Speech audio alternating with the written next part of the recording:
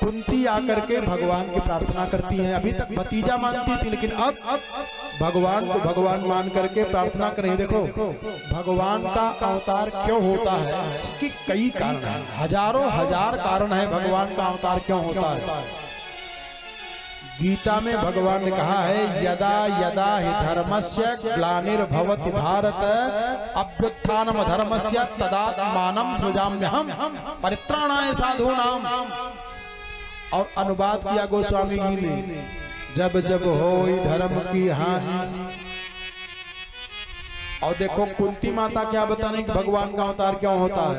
कहा महाराज भगवान का अवतार होता है तथा परमहंसानां मुनीनाम अमलात्मनां भक्ति योग विधानार्थं कथम पश्येमहि स्त्रियः। परमहंसों को भक्ति प्रदान करने के लिए भगवान का अवतार होता है। भगवान की बड़ी प्रार्थना की है कुंती, तो भगवान ने कहा बुआ हमसे वरदान मांगो। जब वरदान के लिए कही है, कई बार कहीं वरदान मांगो, तो कुंती माता ने वरदान मांगे। क्या मांगी है? ए जब इस स्थिति पे पहुंच जाओ तब जानो भक्ति शुरुआत हो रही है। कुंती माता ने क्या वरदान मांगी है? ये पूजा की विधि है, अगर पूजा कर रहे हो, पाठ कर रहे हो, धर्म कर रहे हो, ये मांगना चाहिए। क्या मांगी है? कुंती मांगी है महाराज अगर हमको देना चाहते हो तो क्या दे दो। कहा विपदः सन्तु नः सस्वत्। ये भक्ति है। कबीर दास जी जब काशी में थे ना, ये जानबूझ करके काशी से चले गए मगहर घाट। झटका लगा भगवान का, फिर आ गए काशी जी में। और क्यों मगहर में जाते थे जानते हो? ऐसी मान्यता है कि जो काशी में मरता है काश्याम मरणान मुक्ति, वो मुक्त हो जाता है। और मगहर में जो मरता है वो बंधन में पड़ जाता है। और काशी जी में 3 खंड की भूमि है, उसमें भी जैसे एक है केदार खंड। तो केदार खंड में कहते हैं कि अगर केदार खंड में कोई मरता है तो कहीं कितना भी पापी हो, भगवान शिव उसको मोक्ष का परम मंत्र दे करके और जल्दी से जल्दी मुक्त कर देते हैं। और जो 2 खंड है काशी जी में, वहां जब भगवान शंकर जी मंत्र देने आते हैं तो जो आपके कई जन्मों का पाप शेष है, वो शेष का दुख क्षण मात्र बहुत भोगाते हैं, दर्द होता है, तब मरता है, तब मुक्त होता है। और काशी यहाँ केदार खंड में दर्द भी नहीं होने पाता है, उद्धार कर देते हैं। बड़ा रहस्य है। और मगहर में ऐसी मान्यता है कि वहां मुक्त नहीं होता है। तो कबीर दास जी जान बच करके चले जाते थे मगहर में। हमने भजन किया है, भक्त अगर भजन किया है तब फिर क्या चिंता है।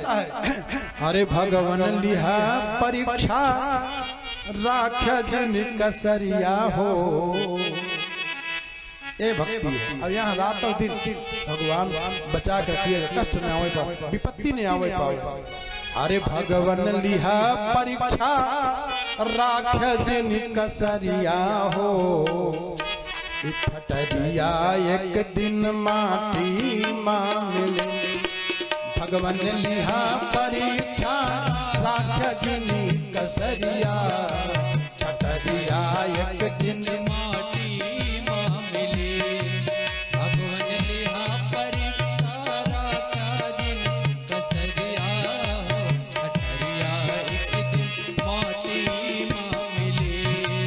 भगवान लिहा परीक्षा राख जिन कसरिया हो, फटरिया एक दिन माटी मांगे। भगवान लिहा परीक्षा राख जिन कसरिया, फटरिया एक दिन माटी मांगे।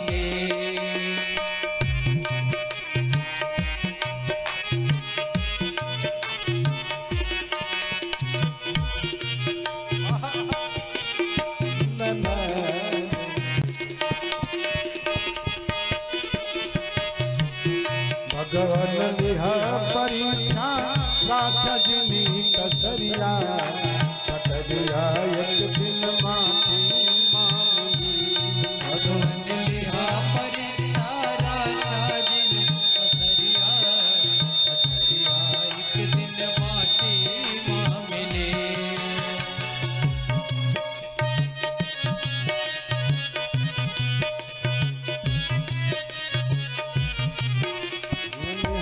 परीक्षा राख्या जिनी कसरिया पटरिया एक दिन माफी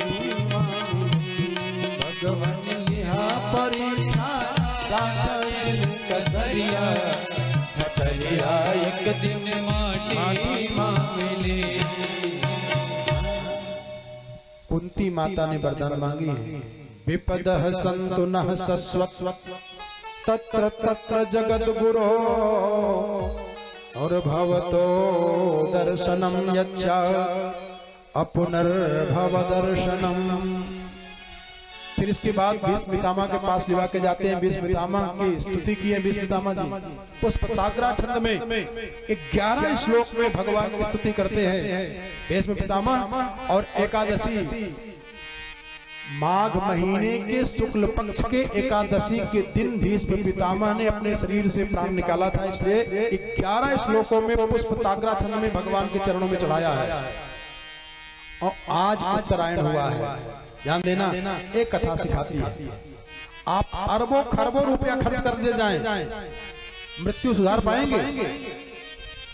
ऐसी पौराणिक मान्यता है कि जो दक्षिणायन में जिसकी मृत्यु होती है वो सीधा स्वर्ग में नहीं जाता है, उत्तरायण में जिसकी मृत्यु होती है वो सीधा स्वर्ग में चला जाता है, धर्मात्मा होता है। तो ऐसी मान्यता है पुराणों की। और उसकी बात क्या है, देखो उत्तरायण जो है वो देवताओं का दिन है और दक्षिणायन देवताओं की रात है।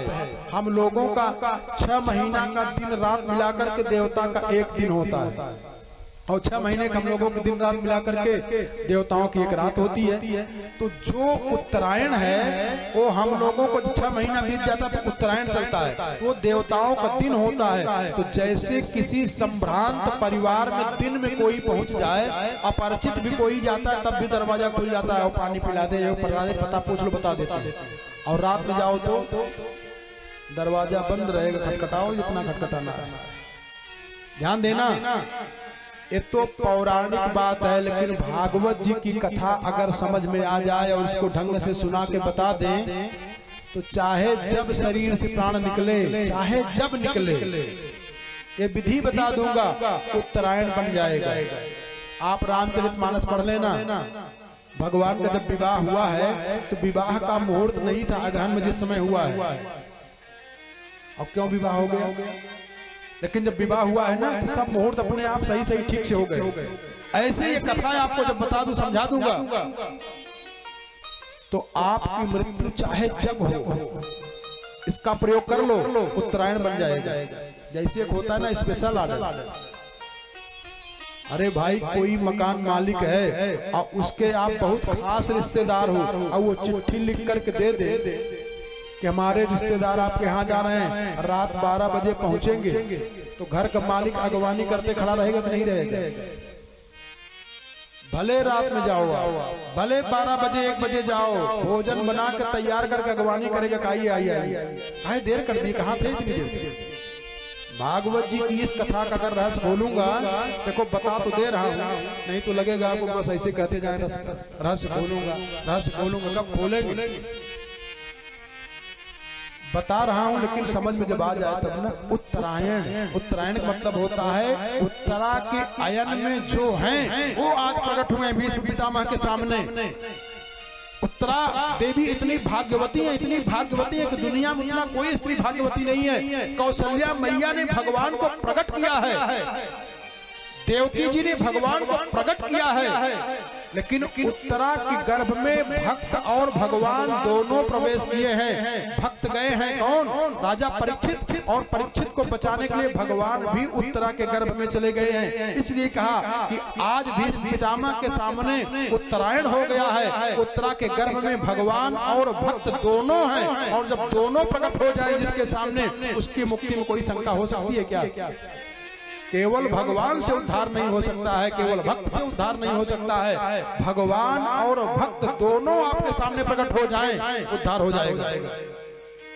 तो उत्तरायण है, उत्तरायण तब होगा जब भगवान और भक्त एक साथ में प्रकट हो जाएंगे। और तब भीष्म पितामह ने प्रणाम करके और राजधर्म, मोक्ष धर्म, स्त्री धर्म, इन सब धर्मों का वर्णन किए हैं। समासप्यास योगतः, समास रीति से, व्यास रीति से बताए। इसके बाद कहते हैं भगवान तब गए हैं द्वारिकापुरी में। द्वारिकापुरी में बड़ा स्वागत हुआ।